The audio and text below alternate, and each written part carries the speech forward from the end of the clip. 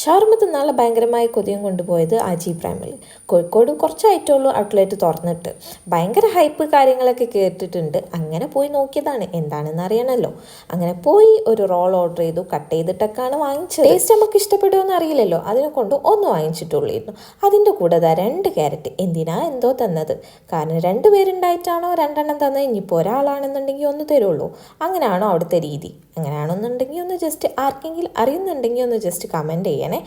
കുഴപ്പമില്ല, ടേസ്റ്റും കാര്യങ്ങളൊക്കെ ഉണ്ട്. ഓക്കെ നോർമൽ ടേസ്റ്റ്, നോർമൽ ഷവർമ്മൻ്റെ ഒക്കെ ഒരു ടേസ്റ്റ്, അല്ലാതെ വണ്ടർഫുൾ എന്ന് പറയാനുള്ള ടേസ്റ്റും കാര്യങ്ങളൊന്നും ഇല്ലേ. ഭയങ്കര ഹൈപ്പൊന്നും കൊടുക്കാനില്ല, ആസ് എ നോർമൽ ഷവർമ്മ. അപ്പം അത് തിന്നിട്ട് ഏതായാലും എവിടെ എത്തിയിട്ടില്ല. അപ്പോൾ പിന്നെ ഒരു ബർഗർ ഓർഡർ ചെയ്തു.